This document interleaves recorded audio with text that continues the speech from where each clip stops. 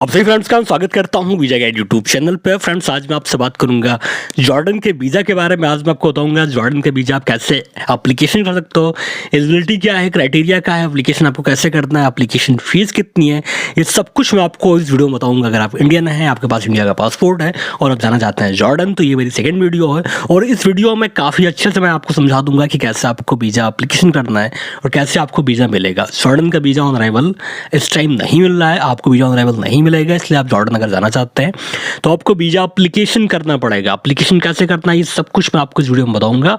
उससे पहले बात कर लेते हैं टाइप्स ऑफ वीजा के बारे में। अगर आप जॉर्डन जाना चाहते हैं, कौन कौन से वीजा कैटेगरी आप को मिल सकता है, कौन कौन सा वीज़ा आप लेके जा सकते हैं। पहला है विजिट वीज़ा। विजिट वीज़ा क्या होता है कि किसी फ्रेंड, किसी रिलेटिव या किसी दोस्त से या फिर ऐसे जर्नल विजिट के लिए, घूमने के लिए आपको जॉर्डन एक्सप्लोर करना है, घूमना है, तो आप विजिट वीज़ा लेके वहाँ जा सकते हो, घूम सकते हो। दूसरा वीज़ा है बिजनेस और इन्वेस्टमेंट वीज़ा। इस वीज़ा में क्या होता है कि बिजनेस पर्पज़ के लिए कोई बिजनेस मीटिंग है, कोई कॉन्फ्रेंस मीटिंग है या फिर कोई बिजनेस पर्पज़ के लिए आप जा रहे हैं जॉर्डन, तो आप बिजनेस वीज़ा ले सकते हैं। बिजनेस और इन्वेस्टमेंट वीज़ा, इन्वेस्टमेंट वीज़ा में भी ये रहता है कि आप वहाँ पर इन्वेस्ट करने के लिए या किसी इन्वेस्टमेंट पर्पज के लिए जा रहे हो या आपको वहाँ पे इन्वेस्ट करना है, आपको बिजनेस करना है, तो आप इस कैटेगरी का वीज़ा आप ले सकते हैं। तो बिजनेस और इन्वेस्टमेंट वीज़ा इन्वेस्ट करने के लिए है, बिजनेस करने के लिए। उसके बाद जो तीसरा वीज़ा है वो एम्प्लॉयमेंट वीज़ा। अगर आप जॉर्डन में काम करना चाहते हैं, जॉर्डन में आप जाके वहाँ पे काम करेंगे किसी फैक्ट्री में या फिर कहीं आपको काम करना है, तो उसके लिए आपको चाहिए वर्क वीज़ा। वर्क वीज़ा को ही कहते हैं एम्प्लॉयमेंट वीज़ा। ये वीज़ा आपको तभी मिलेगा जब आपके पास स्पॉन्सर लेटर होगा, आपके पास ऑफर लेटर होगा और आप वहाँ पे जाना चाहते हैं, जॉर्डन जाना चाहते हैं काम करने के लिए, आपके पास वर्क वीज़ा आपको तभी मिलेगा। तो अगर आप काम के लिए जाना चाहते हैं तो आपको अप्लाई करना पड़ेगा एम्प्लॉयमेंट वीज़ा। उसके बाद है ट्रांजिट वीज़ा। ट्रांजिट वीज़ा जो होता है 24 आवर्स का होता है। उसमें क्या है कि अगर आपको जॉर्डन से किसी और कंट्री में जाना है, बीच में आपका ट्रांजिट पड़ रहा है जॉर्डन, तो आप जॉर्डन में कुछ देर के लिए आप घूम सकते हो, कुछ देर आप वहाँ पर रह सकते हो, तो इसलिए ट्रांजिट वीज़ा चलता है। ट्रांजिट वीज़ा आप ले सकते हो। अगर आपको शॉर्ट टाइम के लिए चाहिए तो आप ट्रांजिट वीज़ा ले सकते हो। उसके बाद एक single entry visa. Single entry visa ऐसा वीज़ा है जो आपको ऑन अराइवल मिलेगा, लेकिन कंडीशन ये है कि आपके पास यूके, यूएस या फिर यूरोप का रेसिडेंस परमिट होना चाहिए, तो आपका जॉर्डन का सिंगल एंट्री वीज़ा मिल जाएगा। मल्टीपल एंट्री वीज़ा मिल जाता है, लेकिन इसमें थोड़ा सा डॉक्यूमेंट्स ज़्यादा लगते हैं और इसके बारे में हम बाद में चर्चा करेंगे। आपको बताएंगे कैसे आप जॉर्डन का मल्टीपल एंट्री वीज़ा आप ले सकते हो। डबल एंट्री, मल्टीपल एंट्री ये मिल जाता है, लेकिन थोड़ा सा इसमें डॉक्यूमेंट्स ज़्यादा लगता है। अब जो सबसे ज़रूरी बात आता है कि जॉर्डन का जो वीज़ा है वो आपको कैसे मिलेगा, डॉक्यूमेंट्स क्या लगेगा। तो देखिए, डॉक्यूमेंट्स सबसे पहले आपको वीज़ा एप्लीकेशन फॉर्म आपको डाउनलोड करना है। डाउनलोड करने के बाद आपको अच्छे से फिल करना है। कवर लेटर आपको लगाना है, उसमें आपको एक आइटनरी बना के लगाना है क्लियरली। उसमें आपको बताना है, लेटर में आपको बताना है कि आप जॉर्डन पे कहाँ जा रहे हो, आपका नाम क्या है, आप क्या करते हो, आपका ट्रैवल हिस्ट्री क्या है, आपने कहाँ कहाँ घूमा है, आप जॉर्डन क्यों जाना चाहते हो।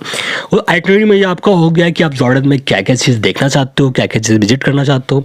अगर आप मंडे को जा रहे हो तो मंडे को प्लान क्या है, ट्यूसडे को क्या है, वेडनेसडे को क्या है।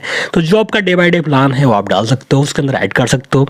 होटल की जो आपने बुकिंग की है वो आप बता सकते हो। आपका प्लान क्या है, आप कहाँ कहाँ घूमना चाहते हो, वो आप आइटनरी में आप बता सकते हो। आपका कवर लेटर, आपका आइटनरी, ये बहुत ही ज़्यादा काम करता है किसी भी वीज़ा एप्लीकेशन के लिए। एक अच्छा कवर लेटर, एक अच्छा आइटनरी बहुत ज़्यादा काम करता है। उसके बाद है फ्लाइट का इन्फॉर्मेशन। फ्लाइट का इन्फॉर्मेशन आपको केवल देना है, इसमें आपको ओरिजिनल फ्लाइट टिकट नहीं लगाना है। वीज़ा अगर आपका रिफ्यूज़ होता है तो आपको नुकसान नहीं होगा, तो यहाँ पर आप एक होल्ड टिकट आप लगा सकते हो। फ्लाइट का इन्फॉर्मेशन आप दे सकते हो कि आप इस डेट में आप जा रहे हो, इस डेट में आप रिटर्न होगे, या फिर आप जॉर्डन से किसी और कंट्री में जाओगे, आप यूएई जाओगे या फिर किसी और देश में आप जाना चाहते हो जॉर्डन के रास्ते से या जॉर्डन घूमने के बाद, तो ये आप बता सकते हो। पासपोर्ट आपका चाहिए 6 मंथ तक वैलिड होना चाहिए, कम से कम 6 मंथ वैलिड होना चाहिए। उसके बाद आपको दिखना पड़ेगा होटल की बुकिंग, जो कि आपको एकोमोडेशन आपको बताना पड़ेगा। अगर आप होटल में रुक रहे हो तो होटल, किसी दोस्त का रुक रहे हो तो दोस्त का स्पॉन्सरशिप लेटर और उसका एड्रेस, या फिर उसके पास जो लोकल आईडी कार्ड वहाँ का है वो, या फिर उसके पास वहाँ का जो आईडी कार्ड है वो लगा सकता है। बाद आप अगर आप ज़्यादा चाहते हैं वहाँ पे काम करने के लिए तो आपको प्रूफ ऑफ एजुकेशन लगाना पड़ेगा, प्रोफेशनल डिटेल्स आपको लगाना पड़ेगा, आप क्या करते हो, आप की एजुकेशन कितनी है, ये आप लगा सकते हो। बिजनेस वीज़ा अगर आपको एप्लीकेशन करना है तो इसमें पैन जीएसटी भी आपका लगेगा, और अगर आप टूरिस्ट वीज़ा एप्लीकेशन करते हो तो भी आपको बिजनेस नंबर आपको लगाना पड़ेगा, जो आपका जीएसटी है वो आप लगा सकते हो। एमएसएमई पर रजिस्टर आपने कराया है वो आप लगा सकते हो। सपोर्टिंग डॉक्यूमेंट्स, ट्रैवल इंश्योरेंस यहाँ पे ज़रूरी है, ये आपको लगाना पड़ेगा। और फाइनेंशियल सिचुएशन यहाँ पे ज़रूर आपको बताना पड़ेगा। जॉर्डन की करेंसी काफ़ी बड़ी है, तो इसलिए आपको यहाँ पर अपना जो फाइनेंशियली स्टेबिलिटी है वो आपको दिखाना पड़ेगा। फाइनेंस आपका कितना अच्छा है, कितना फंड आपके पास है, वो सब आपको दिखाना पड़ेगा। तो इसमें आपका बैंक स्टेटमेंट लग गया, जो कि आप लगा सकते हो 3 या 6 मंथ का। पे स्लिप आप लगा सकते हो 3 मंथ का। आप जहाँ भी काम करते हैं, जो भी आपकी पे स्लिप आ रही है, वो पे स्लिप आप 3 मंथ का यहाँ पे लगा सकते हैं। अगर आपके पास कुछ और इन्वेस्टमेंट है, आपके पास एफडी है, आपके पास बॉन्ड है, तो उसको भी आप लगा सकते हैं।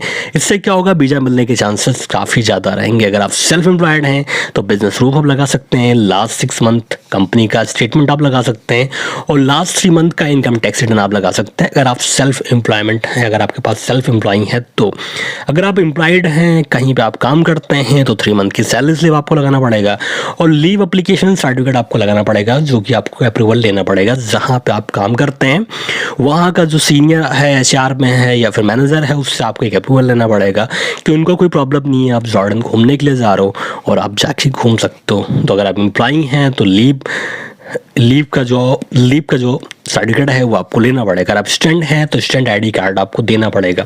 तो जो भी आपका एकेडमिक आपका इंस्टीट्यूट है, वहाँ पे जो आपको आईडी कार्ड मिला हुआ है, जो रजिस्ट्रेशन कार्ड आपको मिला है, वो आप लगा सकते हो। ऐड हैं तो आपको पेंशन तो मिल ही रहा होगा, तो जो आपका बैंक स्टेटमेंट है उसमें जो पेंशन आता है, तो पेंशन के स्टेटमेंट आप लगा सकते हैं, और इससे जो वीज़ा मिलने के चांसेस काफ़ी ज़्यादा है। अगर आप बालिग नहीं हैं तो आप बर्थ सर्टिफिकेट लगा सकते हैं, एनओसी लगा सकते हैं। अगर आपकी फैमिली का कोई आपको स्पॉन्सर कर रहा है तो उसका स्पॉन्सर लेटर भी आप लगा सकते हैं।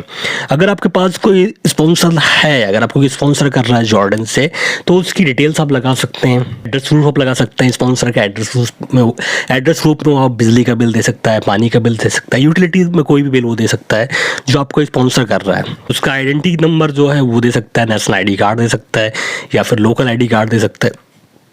तो जो आपको स्पॉन्सर कर रहा है वो अपना आईडी कार्ड दे सकता है, जहाँ काम करता है वो आईडी कार्ड दे सकता है, या फिर अपना पासपोर्ट की कॉपी दे सकता है, या फिर वो नेशनल आईडी कार्ड दे सकता है। फिर उस सबसे ज़रूरी है कि वो फाइनेंस उसका कितना अच्छा है, फाइनेंशियली वो प्रूफ दे सकता है, अपना बैंक स्टेटमेंट लगा सकता है, या फिर credit card details, credit card statement, bank statement वो लगा सकता है, और इससे वीज़ा मिलने के चांसेस काफ़ी ज़्यादा हैं। तो जो भी स्पॉन्सर है उसका बैंक स्टेटमेंट, उसका नेशनल आईडी कार्ड या उसका फॉरेन पासपोर्ट बहुत ही इंपॉर्टेंट है, और स्पॉन्सर लेटर सबसे ज़्यादा इंपॉर्टेंट है। और अगर आपने नोटराइज करा के उसने भेजा तो वीज़ा मिलने के चांसेस काफ़ी ज़्यादा हैं। उसके बाद अगर आप बिज़नेस वीज़ा लेते हैं तो बिज़नेस वीज़ा में बैंक स्टेटमेंट लगेगा, ऑफिशियल मोहर के साथ में स्टैंप लगेगा बैंक का, और उसके साथ साथ इनफ मनी आपके पास होना चाहिए। उसके बाद आपको जो बुलाना चाहता है उसका एक लेटर होना चाहिए जो कि ऑथराइज होना चाहिए, और वो आपको दिखाना पड़ेगा जब कभी आप एप्लीकेशन करोगे। तो उसके बाद चैम्बर ऑफ कॉमर्स का एक लेटर लगेगा, वो भी आप लगा सकते हो। अगर बात किया जाए जॉर्डन की वीज़ा एप्लीकेशन की फ़ीस कितनी है, तो इनका जो वीज़ा एप्लीकेशन की फ़ीस है वो काफ़ी ज़्यादा है। अगर आप सिंगल एंट्री का वीज़ा लेते हैं 1 मंथ का, तो वीज़ा आपका पड़ जाएगा 8,000 से 8,500 के बीच में।